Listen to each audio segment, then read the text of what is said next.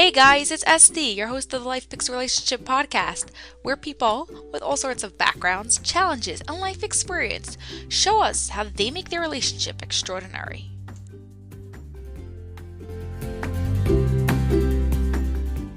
Hey guys, hope you're all doing well. Today we're here with Chaya Rubin.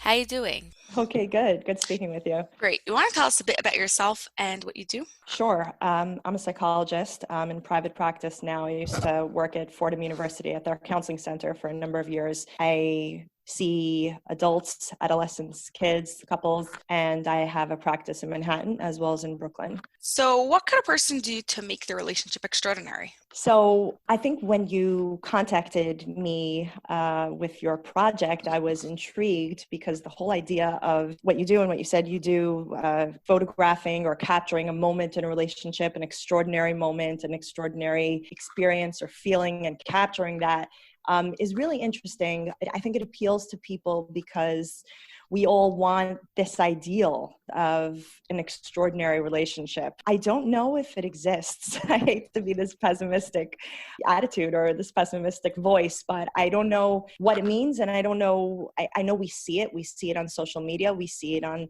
all the images that are presented to us that we're barraged with in today's day and age, but I don't know what an extraordinary relationship is. So maybe you can tell me a little bit about that, and then we could figure out how one gets there. I don't think there's any perfect relationship with no problems and no challenges. To me, an extraordinary relationship is when you see the bigger picture, when you get caught or stuck in a challenge, you're able to want to work through it so that your relationship will get better. So you already have two people who are willing to work. That's a great starting point. I think that's that motivation, two people that are invested in making something great, making something better than they can imagine it even to be is an excellent starting point for an extraordinary, whatever that means, relationship. I think we do have this image of amazing or perfect, and it's because we think it exists, and that can be very confusing and also disappointing because I think ultimately, it's a series of moments. I think every relationship is a series of moments, good and bad. And if you have two people who are motivated to try to make things good, then that's really the best you can have. But the idea that something can be extraordinary and one can sustain extraordinary, I don't know. I don't know what extraordinary even means to each person. I think first has to be defined. So let's keep it at good or at okay. How can a person Mhm. make the relationship good? That the relationship is worth it. It's a lot of hard work. Who said it's worth it? That's a great question. I don't think anyone can determine that for someone else. I think people come in after they've been married, sometimes for a little bit, or I mean, yeah, you frame this as a marriage kind of, but it doesn't only have to be marriage. It can be friends, it can be siblings, it can be any kind of relationship. And there's this idea when it goes wrong, what now? What are my options? Of course, it's going to go wrong. That's what happens. People encounter disappointments. The question, if it's worth it, is a very individual, question that relates to how meaningful is it for any given person to be with someone, to be deeply connected to someone. And that's a very personal question. Sometimes you have people that their whole life is about being connected, and they seek out connections. And you see other people who kind of tend to themselves, and being connected is frightening and scary. And so when things get rocky and things get rough, they're the people that might tend to shy away or run away or say, this is not worth it. I don't want to do this. Because to them, the work that's involved is not as satisfying because the connections are fraught. The idea of connection is fraught. So it's not an automatic given that everyone is going to look at the idea of being in a deeply connected relationship as a safe and exciting thing, and of course that relates back to own personal history of what relationships has been like for them in the past. And so I think that very much comes into play. So do you think that if they recover from their previous bad experiences later on, they'll want more connection and better relationships? It's possible.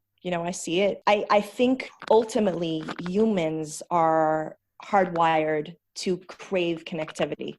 That is my own personal feeling.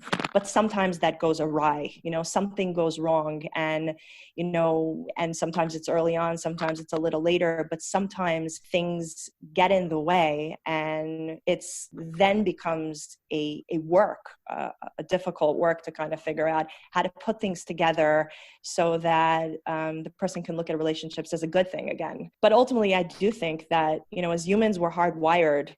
It's part, we crave it, innately. Yeah, just the question is how much work you have to go through to be able to get it. Yeah, like you said, a personal Exactly. question. Yeah. Exactly. So what do we get from connection? Why do we want connection?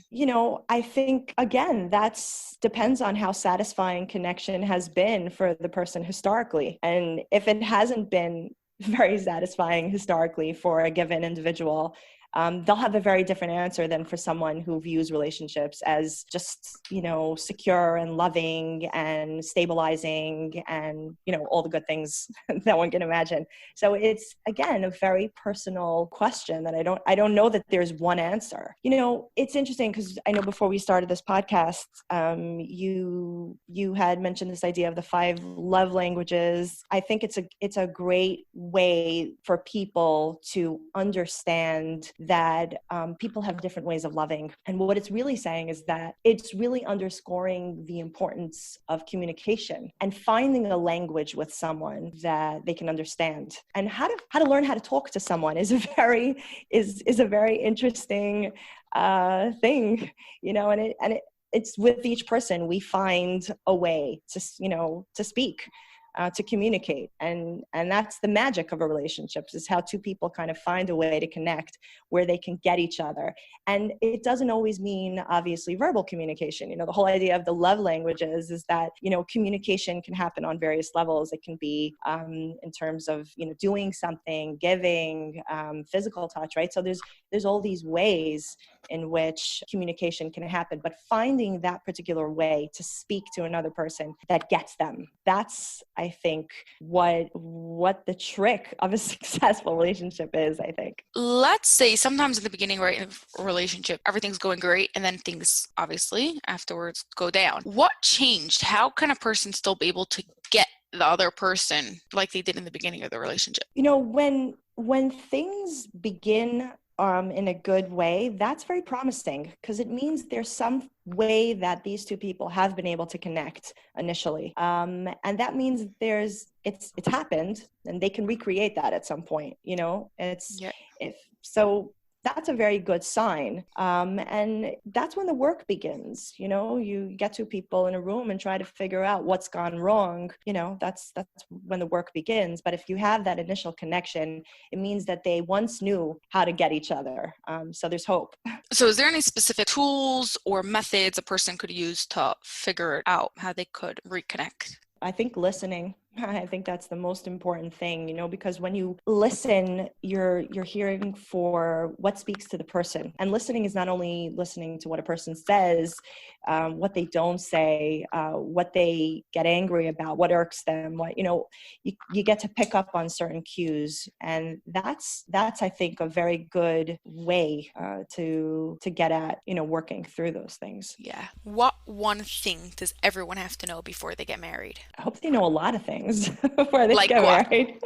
I don't know if there's just one thing, but I guess that and this sounds so cliche, and we've really said this, that a relationship is something that you work on. It's not, that perfect image that we see plastered all over. It can be. There are those moments of perfection, but then there's the messy moments, and I think that's part of what makes things interesting. If it was all perfect all the time, it would lose that excitement.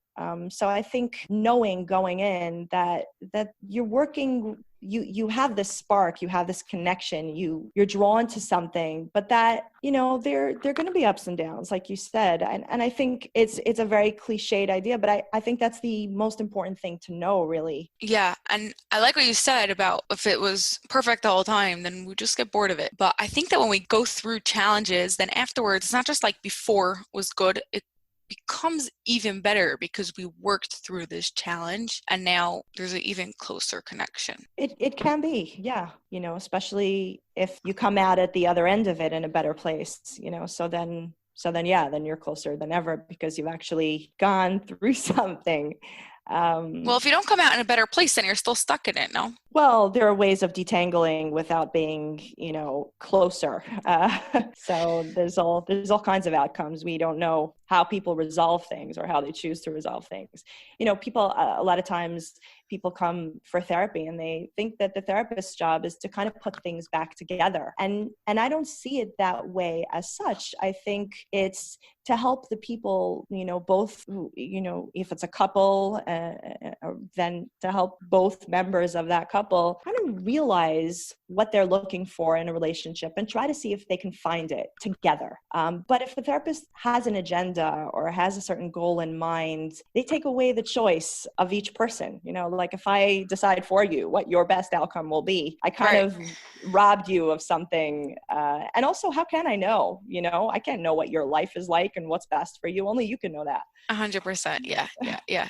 What can a person do when they're in a challenge to be able to get out of it? I think what makes challenges so challenging is that we get stuck. We don't know what we want. And that's what feels so frightening. People feel lost. They don't know what to do next. They're stuck. And that's I think what I listen for in my work is to try to help the person figure out what they want. Once they know what they want, then they can kind of figure out a move or a next move, but they're confused or lost. They don't know what they want. And that's for many people so frightening. And paralyzing. So, it's hard to say, what does one do when they're in a challenge? I don't know. To help a person figure out what they want to do is critical. So how can a person figure out what they want to do? I think it involves getting rid of all the intervening noise, because when a person is stuck, it means that there's a lot of noise in their head. Maybe there are voices telling them do this or do that, or they have, people guiding them one way, or pressures from without or from even internal pressures, feelings that just become so overwhelming that make it impossible for them to even figure out, to kind of drown out everything and figure out what it is that's important to them. That's why sometimes having an objective person listen and help the person reflect and begin to recognize what it is that they want. We can't always hear it in ourselves, but, if you go to someone who's trained to listen, who can say, well, you're saying this and this, that can be very helpful in moments of confusion, I think. Yeah. So that's why they could come to you and say hi, and you'll give them an objective view. Great. Thank you so much. Sure. Pleasure speaking with you.